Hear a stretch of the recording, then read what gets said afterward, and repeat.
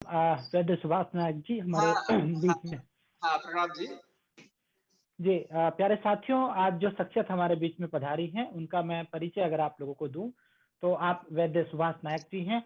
वर्तमान समय में आप हरिद्वार में अपनी सेवाएं दे रहे हैं। लगभग 18 वर्षों तक आपने पतंजलि में प्रमुख वैद्य के तौर पर कार्य किया। कैंसर जैसे असाध्य रोग में आपकी महारत है।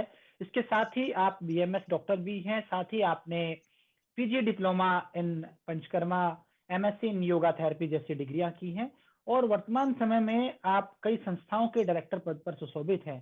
साथ ही लगभग 18 वर्षों तक पतंजलि में सेवा देने के बाद आप अब स्वयं का चिकित्सालय चलाते हैं जिसमें आप असाध्य बीमारियों का उपचार वेल, आयुर्वेदिक तरीके से करते हैं।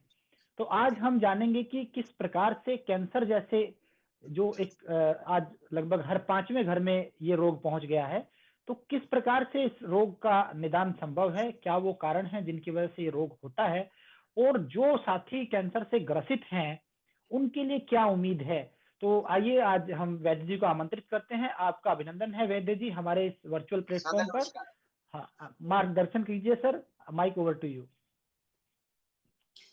सभी के सादर नमस्कार। ये सुंदर प्रोग्राम में सर सब जानते हैं जिस समय में हम हैं तो एक विज्ञान के कहें कि आधुनिकता का हमने एक परिपूर्ण में है, विकासशील है।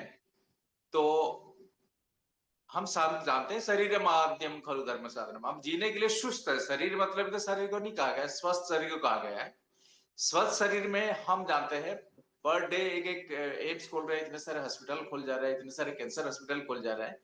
फिर भी हम स्वस्थ कितने हैं, हम आपको अपने समाज को हमको पूछना चाहिए कि कहीं भी जगह स्वस्थ लोग ढूंढना मुश्किल है। इसी कड़ी में आप बात कर रहे हैं, ये सारे लोगों को उत्तम व्यवस्था है कि कुटुंब ऐप के द्वारा कि कैंसर जैसे महामारी आजकल का हर घर में कि हर मोहल्ले में दिखने को मिल जाए। लेकिन हम 20-25 साल पहले जाएंगे तो हमने कैंसर केवल टीवी में या रेडियो में सुन सकते हो कैंसर बोल के कोई बीमारी होता था। बिल्कुल। तो मित्रों, तो इस संदर्भ में मैं परमात्मा की कृपा से आप लोगों सभी का आशीर्वाद से 20-25 साल से काम कर रहा हूँ कि कैंसर हमने पहले तो चिकित्सक होने पहले उत्साह होते थे भाई क्या काम करना चाहिए अच्छा रहे। तो हमारे जो मार्गदर्शक रहे स्वर्गत राजीव दीक्षित जी, वो पतंजलि के साथ काम करते थे, उसमें हमने साथ काम करते थे। तो बोलते थे कोई काम करे तो आज के दिन में लाखों टन पेस्टिसाइड, लाखों प्रकार के यूरिया, जितने भी प्रिजर्वेटिव केमिकल प्रिजर्वेटिव सब कहीं ना कहीं इंटेक होते हैं। आने वाले समय तो इसका जमाना है कि kidney fail, liver fail, cancer इस तरह बीमारी हो, कोई काम करे तो इसमें काम करे।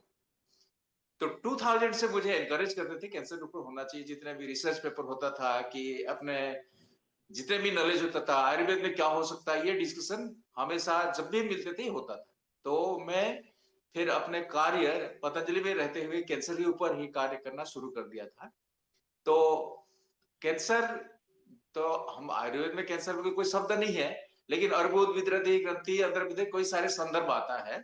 क्योंकि हम जब आप आयुर्वेद काल में चाहे जब हमारे ऋषि महर्षि जो चरक आदि लिखे थे, उस समय तो इस तरह के विशृंखलित खान पान, ये केमिकल रिलेटेड, ये रेडियो एक्टिव रिलेटेड इस समय नहीं था कि ये उपज आज के आधुनिकता साथ साथ हमने खाने के साथ विष विष तत्व के साथ साथ अब खाने लग रहे हैं, जो जा करके कहीं ना कहीं हमने दोष और हमारे दुष्य धातु को दूषण करके कहीं तरह अनकंट्रोल ग्रोथ या बात रख दे से ब्लड कैंसर आदि जितने माइलोमा लेके जैसे माइलर ल्यूकेमिया आदि जितने बीमारी है सब आज हर तरह के कैंसर को देखने को मिलता है।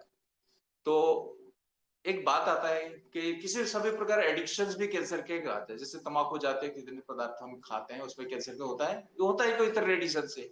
लेकिन आज में देखा गया जो पैदा हुए बच्चे 2-3 साल के बच्चों को और लेडीज को जो कभी नशा नहीं करते, इन लोगों को देखने मिलता है। इनके कारण कहीं ना कहीं हमने जो खान पान में जो अनकंट्रोल केमिकल का प्रयोग, ये मुख्य कारण मेरे जो 25 साल के अनुभव में पाया गया। क्योंकि पहले इस तरह की बीमारी नहीं होते थे। तो आज में जो 25-25 साल में हर बॉडी में आप कैंसर का जो सेल्स मिलता है कि कैंसर पे कैंसर होते हैं, और माता बहनों जो के ओवरियन कैंसर, ब्रेस्ट कैंसर, वो किसी तरह नशा आदि नहीं करने के भी सबको मिल लेता है मिलता है। तो कैंसर के कारण ये तो है, तो बचे कैसे सबसे मुख्य कारण है। तो कैंसर से कैसे बचा जाए?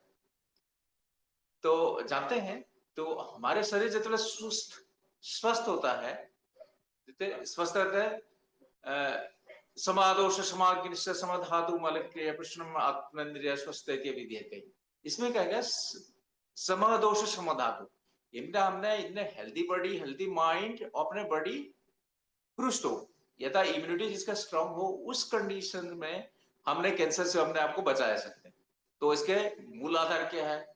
तो हमारे जो त्रिस्तमय आहार निद्रा ब्रह्मचर्य, तो पहले नंबर में आहार आता है। तो हमको किसी ना किसी तरह की शुद्ध आहार, केमिकल रहित आहार, बिना प्रिजर्वेटिव के आहार के, आज के दिन में उसका अति की जो हमने ऑर्गेनिक खाना आदि बोलते हैं, ये विष रहित होती है। इस तरह खान पान उपयोग किया जाए, साथ साथ अपने स्वस्थ बनाए रखने के लिए ऋतुचर्या, दिनचर्या, आयुर्वेद जितने के प्रयोग किया जाए, जो रसायन, आचार रसायन आदि पालन करके सही खाना, सही बैठना, सही रचना, ये करके हमने शरीर को मजबूत करते हुए कैंसर से बच सकते हैं। और बाकी मुझे जो समझ में है, इस दूसरा रास्ता कोई है नहीं। आपने जो कुछ वैक्सीनेशन वगैरह है, जैसे सर्विक्स कैंसर आदि का अपने टीका लेते हैं, ये लिया जा सकता है, कोई विज्ञान भी इतना बढ़ा हुआ है, जो जितने भी संदर्भ ले सकते हैं। परंतु हेल्दी खान पान, रहन सहन, नियमित योगाभ्यास, योगासन, साथ साथ चिंता शोक आदि से मुक्त रहना, ये कैंसर से बचने के मुख्य उपाय है।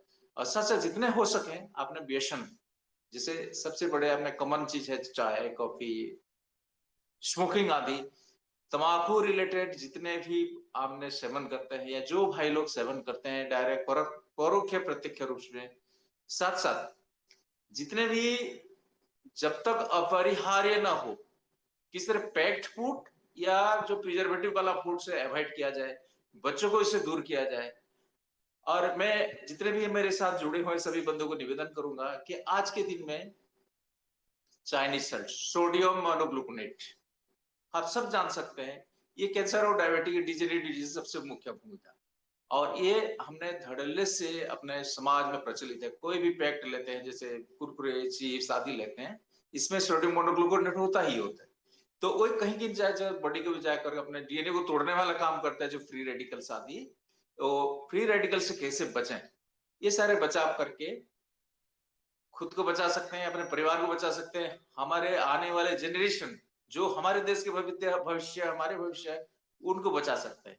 इसी तरह कैंसर के बचाव किया जा सकता है। तीसरी बात, कैंसर होने पर हम क्या करें? सभी मित्रों को मेरे हृदय से निवेदन है, सब जानते हैं कि आज के दिन में किसी को केमो होता है, एकदम घर ही बिक जाता है, घर वाले परेशान होते हैं। और साथ साथ हमारे जो रिश्तेदार बढ़ते हैं, हमको भी इतने दुख रहता है किसी को कैंसर हो गया, एक हरड़ जैसे पैदा होती है। तो जो भी संभव है, आज के आधुनिक चिकित्सा के साथ साथ हमने पेशेंट्स का लाइफ स्पेन कितने बढ़ सकते हैं, और कैंसर का सीवियरिटी कैसे रोके। तो आयुर्वेद कहा जाए, आयुर्वेद मतलब केवल आपने जड़ी बूटी मेडिसिन खाना को आयुर्वेद नहीं कहना चाहा। आयुर्वेद मतलब स्वस्थ रहने के जितने तरीके, मैं जितने समझा हूं, जितने भी स्वस्थ रहने के तरीका को हमारे जो आदि काल से, हमारे जितने ऋषि मुनि से लेकर के हमारे परमात्मा ने भी हमको बता रखा कि स्वस्थ रखने के लिए इसी तरीके से ऋतुचर्या, दिनचर्या, सटीक आहार विहार का, स्वास्थ्य अनुकूल आहार विहार का प्रयोग के लिए ये आयुर्वेद रूप से बताया गया है। जैसे हम सिंपल से एग्जाम्पल देते हैं कि भगवान को 56 भोग लगाते हैं। हमने 56 भोग में ऐसे कोई केमिकल की ऐसे नहीं है कि भगवान कोई बीमार पड़े कैसे। और भगवान को हमने सिखा रखे इस तरह के स्वस्थ खान पान रखने के लिए, हमारे समाज में, हमारे संस्कृति में विधान है। ये सब प्रयोग करते हुए किसी को जो कैंसर पेशेंट्स हो, तो जो भी चिकित्सा साधन है वो ले, साथ साथ आयुर्वेद के पूर्ण रूप से पालन किया जाए। तो मैं अपने छोटे से चिकित्सा काल में कई हजारों लोगों को स्वस्थ देखता हूं अपने साथ, कि मेरे साथ साथ अपने जो चिकित्सालय में भाई महीनों बचेगा कि हफ्ते बचेगा बोलते हैं, वो आयुर्वेद में ठीक होके स्वस्थ जीवन यापन करते हैं। तो कोई हमको पूछेगा भाई आयुर्वेद में कैंसर ठीक होता है? ऐसा नहीं, हमारे बॉडी में कैंसर सेल हो सकता है, हम कैंसर से रोक सकते हैं, कैंसर बीमारी को लॉन्जेविटी बढ़ा सकते हैं, कैंसर को कंट्रोल कर सकते हैं, दोबारा ना हो इसलिए प्रयास करते हैं, इसी प्रयास में है, प्रयासरत है। और साथ साथ को आयुर्वेद फॉलो किया जाए, साथ साथ विशिष्ट कंडीशन में आयुर्वेद तो बहुत औषधि है। मैं अपने निरंतर अनुसंधान रहता है, किस तरह कौन से कैंसर टाइम में हमने क्या औषधि का परिकल्पना करते हैं, तो साथ-साथ हमने लीजन्स जो है या ट्यूमर है डिज़ल्व हो, आगे ना बढ़े, जो प्रोलिफरेशन जो मेटास्टैटिक कम हो, अगर मेटास्टैटिक हो रखा है, जहाँ-जहाँ भी ये सिंगल सेल्स में कहीं मेटास्टैटिक सब हीलिंग हो, बॉडी इम्यूनिटी बढ़े, ये सब प्रयास रहते हैं आयुर्वेद ढंग से, वो आयुर्वेद पद्धति अनुसार ट्रीटमेंट करते थे। हम किसी को केमो रेडियोथेरेपी आदि कुछ लेने के लिए मना नहीं करते कि पेशेंट की जान सर्वोपरि है, किसी की लाइफ वैल्यूएबल है, किसी तरह प्राण बचे, वो हेल्दी लाइफ बचे, इसीलिए अमृत संधानम की तरफ से ये अपना प्रयास रहता है। तो इस तरह के कैंसर पड़े तो लाभ मिलते हैं। उनके मुख्य औषधि सब जानते हैं। आयुर्वेद में जितने भी औषधि प्रयोग करता है, वीर्य प्रधान औषधि। सारे मेडिसिन कहीं न कहीं वीर्यवान होता है कि शरीर को मजबूत करने वाले होते हैं। तो आपके नियरेस्ट जो भी वैद्य मुझे भी ना मिले कोई भी अच्छे वैद्य से देख करके हम आयुर्वेद के चिकित्सा के साथ आयुर्वेद मेडिसिन क्या ले सकते हैं, कोई भी ट्रीटमेंट ले सकते हैं, इसमें लाभ मिलता है। विशेष रूप से हमारे यहाँ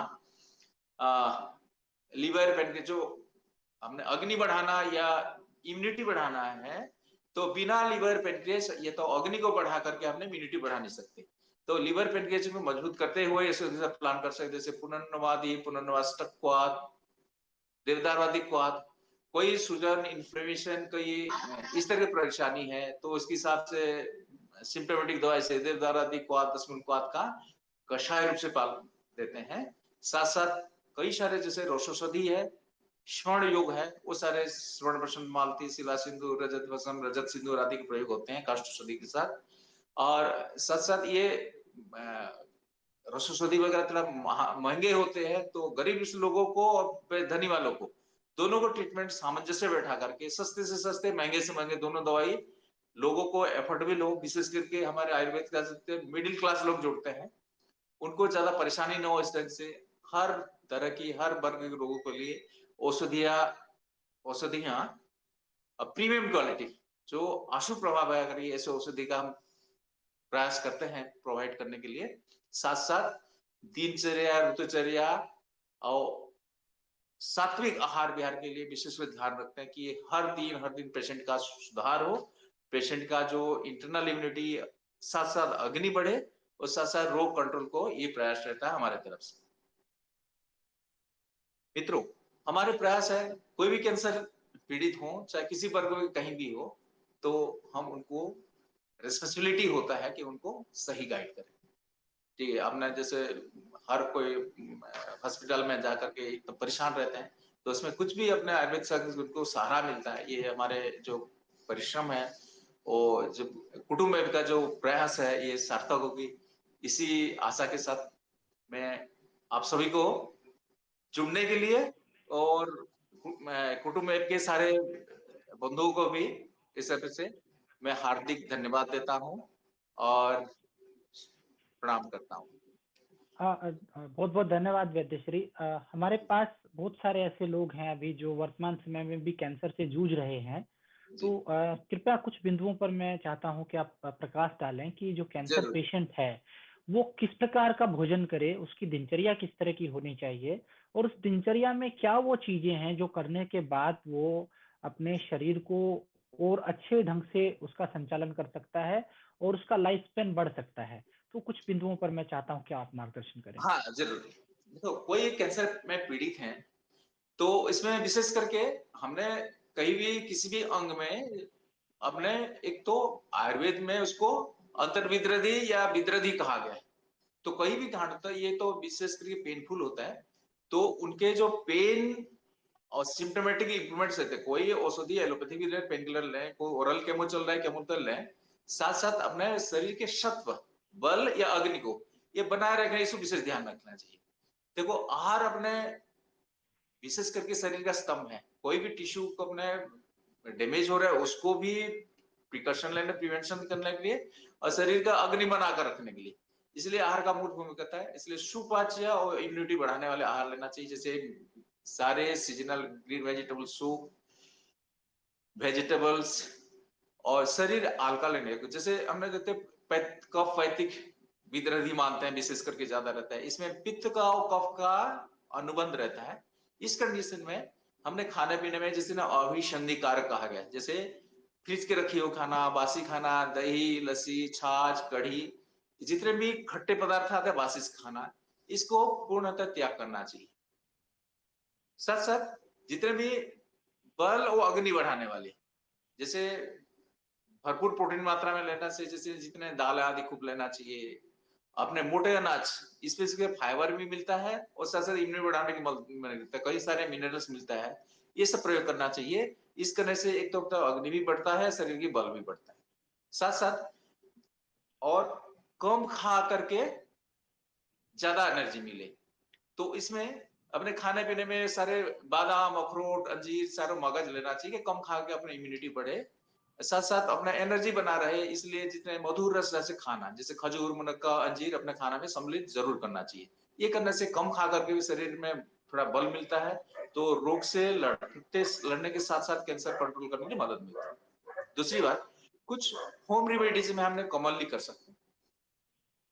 मेरे चिकित्सा अभ्यास में देखा है गया है, जो हमने हल्दी एक कॉमन सी चीज़ है, हमने आहार को निर्विष करने के लिए हमने जब से पैदा हुए तब से खा रहे हैं कि हमारे समाज कब से हल्दी का प्रचलन है, हम नहीं बोल सकते हैं। तो हमारे जब से हल्दी में ऐसे कई सारे गुण मिलते हैं, जैसे खाना को भी निर्विष करता है, साथ-साथ शरीर को भी निर्विष करता है। इसने तो कैंसर के जो टॉक्सिन है कि कैंसर की प्रक्रिया को कंट्रोल करने के लिए आधुनिक युग में भी इसे कुकुरमिन जो अल्कोलॉइड है उसको बेस करके प्रचलन है। तो मेरे चिकित्सा अभ्यास देखना है, जो कच्चे हल्दी के जूस कैंसर पेशेंट को पहले दिन से शुरू करना देना चाहिए। वो केवल हॉस्पिटल जाना तक देखो टेस्ट आदि करने के लिए 8-10 दिन 15 दिन लग जाता है। उसी 8-10 दिन में उनका प्रभाव हमने महसूस कर सकते हैं, सूजन आदि कम होता है, जो गांठ वगैरह भी कम होती है, जो लीजन से कम होती है, इस तरह अनुभव मिलता है। सेकंड तरह कई तरह की जैसे होम रेमेडी यूज करते हैं, जैसे मुख्यतः कच्चे हल्दी का जूस आता है, गेहूं के जवारे के रस, गिलोय, ये प्रलेप है। ये जिस दिन भी लेते हैं उस दिन से शरीर में इम्यूनिटी साथ साथ अग्नि बढ़ता है, शरीर को बल मिलता है। तीसरी बात में कई सारे जैसे ड्राई फ्रूट्स पर का एग्जाम्पल इसका मिल्क शेक ले सकते हैं। अल्कलाइन फूड में नारियल पानी अच्छा होता है, नारियल पानी प्रयोग करना चाहिए। ग्रीन वेजिटेबल सूप जो सीजनल मिलता है, ये भी अल्कलाइन है, साथ साथ अग्नि बढ़ता है, बहुत सारे मिनरल्स आदि होती है, ये इम्यूनिटी बढ़ता है। ये सारे आपने भोजन में सम्मिलित करके कैंसर को पहले दिन से कंट्रोल करने के लिए अब प्रयास करना चाहिए और फॉलो करना चाहिए सर। डॉक्टर साहब, जैसे जिनकी कीमो चल रही है, उन लोगों के लिए क्या विशेष तौर पर सावधानियां रखी जानी चाहिए? अच्छा, केमो लेने के समय हम जानते हैं उसके प्रतिकूल प्रभाव जो है, रिएक्शन बहुत ज्यादा होती है और डिजेनरेटिव चेंजेस होकर आंतों के समस्या, भूख लगना, ये सारे कम हो जाते हैं। उस कंडीशन में जो चिकित्सक जो गाइड करते हैं उसके फॉलो करते करते साथ आयुर्वेद में जो अग्नि बढ़ाने वाले, जैसे अपने डाइजेस्टिव सिस्टम रिस्टोर हो, खाने पीने लायक बन जाए, इसलिए प्लान करना चाहिए। देखिए आयुर्वेद में कहा गया था कि जूस, पेया, बिलपी, खिचड़ी, दलिया, इस तरह जो लघु आहार कहा गया है। तो इसलिए लिक्विड फॉर्म में जो खाना बन के लेते हैं कि दाल की पानी, दाल की सूप, ग्रीन वेजिटेबल सूप, कई सारे सूप का ऑप्शन जो खट्टे ना हो ले सकते हैं।